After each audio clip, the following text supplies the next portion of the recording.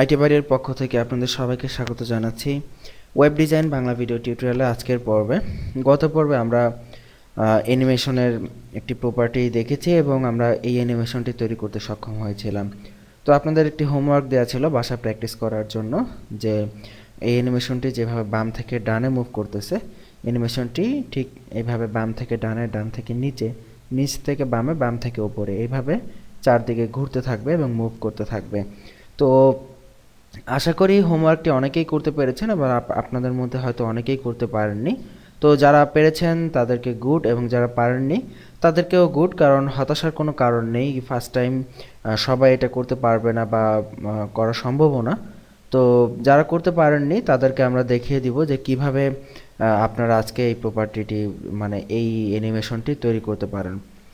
তো এখানে ওই ধরনের অ্যানিমেশন তৈরি করতে গেলে আপনাকে ফার্স্টেই যেটা চিন্তা করতে হবে, এই বর্তমান যে অ্যানিমেশন সেটার কিন্তু অনলি দুইটা পয়েন্ট। আমরা যদি এখানে একটু দেখি যে এইটা যদি আমাদের পেজ হয়, বর্তমান যে পেজটা আছে, আমাদের এখন যে বর্তমান অ্যানিমেশনটা স্ক্রিনে চলতেছে সেটি হচ্ছে দুইটা পয়েন্ট, একটা লেফট এবং একটা রাইট। অ্যানিমেশনটা কি হয়, লেফট থেকে রাইটে যায়, আবার রাইট থেকে লেফটে আসে। তার মানে এটার অনলি দুইটা পয়েন্ট, একটা বাম একটা ডান। সো এই জন্য কিন্তু আমরা এখানে ফ্রম এবং টু ব্যবহার করেছি কি ফ্রেমে, অনলি দুইটা, মানে একবার লেফটে 0 এবং লেফটে 200।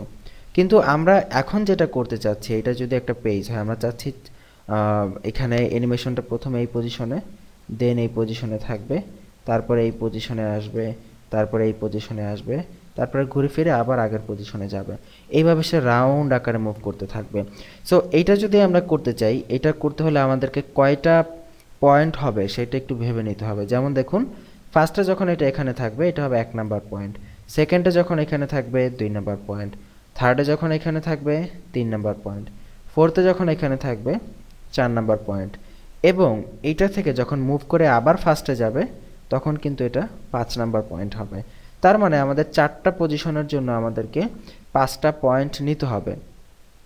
সো আমরা এখানে 5টা পয়েন্ট নিয়ে নেই।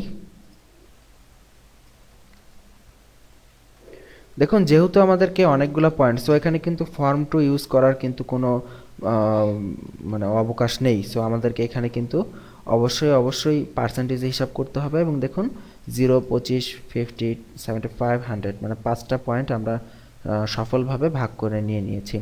0% হচ্ছে first point, beginning point, 25% second point, এটা থার্ড, ফোর্থ, এবং 100% হচ্ছে সবার শেষ পয়েন্ট, যেটা বিগিনিং পয়েন্টের সাথে মিলে যায়।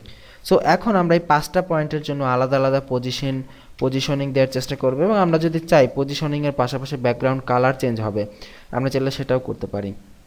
তো ব্যাকগ্রাউন্ড কালারের বিষয়টা আমরা পরেই চেঞ্জ করি, আমরা আগে পজিশনিংটা দেখে নেই।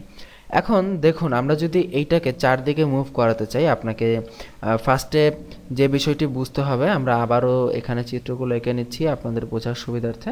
যদিও এগুলো একদম 100% সোজা হচ্ছে না, তারপরও আপনাদেরকে বোঝাতে পারলেই হলো। আমরা একটু ব্যাকে যাই। দেখুন, আমাদের পজিশনিংগুলো যদি ঠিক এইরকম হয়,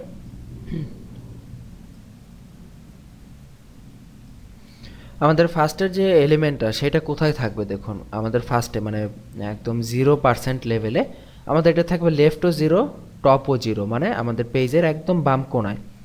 এবং এটা সেকেন্ড পজিশনে দেখুন কি হয়, ওপরে কিন্তু ঠিকই 0, ওপরে কিন্তু মুভমেন্ট করবে না। এটা সেকেন্ড পজিশনে যাওয়ার জন্য এটাকে শুধু বাম থেকে ডানে 200 পিক্সেল বা 500 পিক্সেল আমরা যতটুকু সরাই ততটুকু সরতে হবে। সো ফার্স্ট থেকে মানে 0 থেকে 25-এ যাওয়ার জন্য কিন্তু তাকে শুধু বাম পাশের পজিশনটা চেঞ্জ করতে হবে, লেফট সাইডের। এবং এই সেকেন্ড থেকে থার্ড পজিশনে যাওয়ার জন্য তাকে কি করতে হবে, বাম পাশ তো অলরেডি চেঞ্জ করা আছেই, তাকে বাম পাশের পাশাপাশি ওপরেরও পজিশন চেঞ্জ করতে হবে, ওপর থেকেও তাকে সমপরিমাণ জায়গায় নিচে চলে আসতে হবে।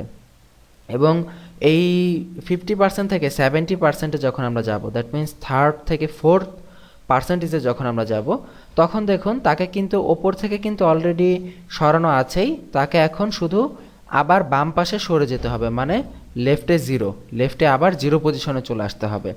এবং অ্যাট লাস্ট সে যখন 100% পজিশনে যাবে, তো 100 মানে একদম বিগিনিং স্টেজে, তখন আবার তাকে সব কিছু বাদ দিয়ে লেফট 0, টপ 0 পজিশনে চলে আসতে হবে। এইভাবে কিন্তু পজিশনটা আপনাকে একটু মনে রাখতে হবে, এবং আশা করি আপনারা বুঝতে পেরেছেন যে কিভাবে পজিশনটা হলো। যে ফার্স্টে 0 0 ছিল, মানে টপ 0 লেফটও 0, এবং সেকেন্ড স্টেজে টপ তো তার চেঞ্জ করার প্রয়োজন নেই, সে শুধু লেফট বাম পাশ থেকে সরে যাবে। থার্ড পজিশনে তাকে ওপর থেকে সরতে হবে, বামে তো আগেই সরেছে। এবং ফোর্থ পজিশনে তাকে ওপর থেকে তো সরানো আছেই অলরেডি, তাকে বামে আবার চেপে যেতে হবে। এবং ফিফথ পজিশনে তাকে আবার সেই আগের পজিশন 0 0 পজিশনে চলে যেতে হবে। তো ঠিক একইভাবে আমরা এখানে এই মুভমেন্টগুলো করব। আমাদের অ্যাট ফার্স্টে আমাদের লেফটও 0 এবং টপও 0, এই দুইটা পজিশনই আমাদের 0 রাখতে হবে। এবং সেকেন্ড পজিশনে আমাদের কি হবে একটু বলুন তো? লেফট 200 পিক্সেল বাট টপ 0, কারণ সেকেন্ড পজিশনে সে উপর থেকে সরবে না, তাকে শুধু বাম থেকে 200 পিক্সেল সরতে হবে, বা আমরা যদি এখানে 500 পিক্সেল সরাতে চাই 500 পিক্সেল আমাদের ইচ্ছা মতো। এবং থার্ড পজিশনে তাকে কি করতে হবে? লেফট তো সে সরেছেই 200 পিক্সেল, এটা তো আছেই, তাকে ওপর থেকেও কিন্তু 200 পিক্সেল সরতে হবে। এবং ফোর্থ পজিশনে তাকে কি করতে হবে? ওপর থেকে কিন্তু 200 পিক্সেল সরানো আছেই, তাকে বাম পাশে আমাদের 0 পিক্সেলে চলে যেতে হবে। সো আমরা লেফট 0 টপ 200 পিক্সেল, এবং অ্যাট লাস্ট আমাদের সর্বশেষ যে পজিশন সেটা তো আমরা জানি যে লেফট 0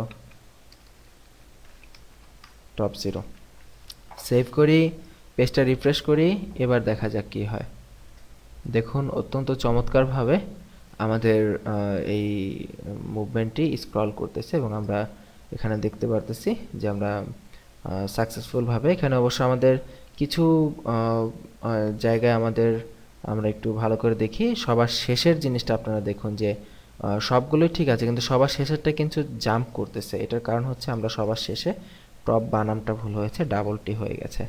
সেভ করি, রিফ্রেশ করি, দেখবো এখন আমাদের 4টা স্টেপই স্মুথলি স্ক্রল করতেছে। এবং এটা কিন্তু একবার ডানে ঘুরতেছে, একবার বামে ঘুরতেছে। এটার কারণ হচ্ছে এর আগের পর্বে কিন্তু আমরা এই অ্যানিমেশন ডাইরেকশন অল্টারনেটেড দিয়েছিলাম। সো অল্টারনেট কেটে যদি আমরা রিফ্রেশ করি, দেখবো এটা কন্টিনিউয়াসলি ইনফিনিটিভভাবে এটা ডানেই ঘুরে যাচ্ছে। এবং আমরা যদি এটাকে রিভার্স মোডে দেই, রিভার্স, এবং সেভ করে রিফ্রেশ করি, দেখবো এটা উল্টো পজিশনে ঘুরতেছে। আপনারা এগুলো আগের পর্বে দেখেছেন সবগুলো, সো এখানে আর কিছু বললাম না। এখন একটা জিনিস চিন্তা করুন, এই অ্যানিমেশন দিয়ে আমরা যা খুশি তাই করতে পারি। এই যে আমাদের 5টা পজিশন, এই পজিশনে আমরা যে সিএসএস অ্যাপ্লাই করব সেটাই হবে। এখানে যদি আমরা ব্যাকগ্রাউন্ড কালার চেঞ্জ অ্যাপ্লাই করি, ব্যাকগ্রাউন্ড কালার চেঞ্জ হবে। যদি ব্যাকগ্রাউন্ড ইমেজ চেঞ্জ অ্যাপ্লাই করি, ব্যাকগ্রাউন্ড ইমেজ চেঞ্জ হবে। যদি বর্ডার রেডিয়াস অ্যাপ্লাই করি, বর্ডার রেডিয়াস চেঞ্জ হবে। অ্যাজ আর উইশ, আমরা যা চাইবো এখানে তাই চেঞ্জ করতে পারবো। যেমন এখানে যদি আমরা পজিশনারিংয়ের পাশাপাশি আমরা যদি এখানে ব্যাকগ্রাউন্ড দিয়ে দিই, প্রথমটার ব্যাকগ্রাউন্ড যেহেতু রেড ছিল, সো আমরা ব্যাকগ্রাউন্ড কালার দিলাম রেড, এবং সেকেন্ডটার আমরা ব্যাকগ্রাউন্ড দেই গ্রিন, থার্ডটার ব্যাকগ্রাউন্ড দিলাম ধরেন ইয়েলো, আমরা কমন কিছু কালার এখানে দিয়ে দিচ্ছি। ফোর্থটার ব্যাকগ্রাউন্ড দিলাম যে কোনো কিছু, আমরা ব্লুই দেই। এবং ফিফথ যে পজিশন আছে সেটার ব্যাকগ্রাউন্ড কিন্তু রেডই হবে, কারণ বিগিনিং এবং এন্ডিং দুইটার ব্যাকগ্রাউন্ড সেম রাখাটাই শ্রেয়। এবার যদি রিফ্রেশ করি, দেখবো এটা ঘোরার পাশাপাশি ব্যাকগ্রাউন্ড কালারগুলোও কিন্তু আলটিমেটলি চেঞ্জ হয়ে যাচ্ছে। সো এটা অনেক ফাস্ট হচ্ছে। ডিউরেশন 2 সেকেন্ড, আমরা যদি এটাকে 3 সেকেন্ড করি তাহলে কিছুটা স্লো হবে আগের তুলনায়। আমরা দেখতে পাচ্ছি যে ডিউরেশন 3 সেকেন্ড দেওয়াতে কিছুটা স্লো হয়েছে।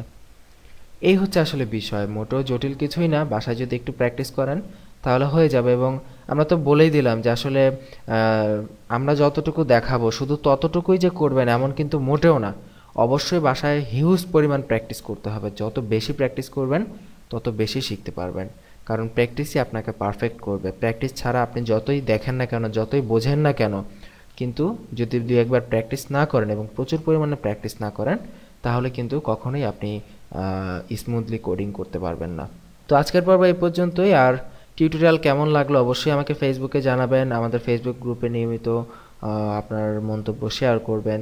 আপনাদের কাছ থেকে আপনাদের কথা শুনতে আমরা অত্যন্ত আগ্রহী, এবং আপনাদের প্রতিটা বিষয় আমরা অত্যন্ত গুরুত্বের সাথেই দেখব আশা করি। ভালো থাকবেন সবাই, সুস্থ থাকবেন। আগামী পর্বের আমন্ত্রণ জানিয়ে এখানে বিদায় নিচ্ছি। আল্লাহ হাফিজ।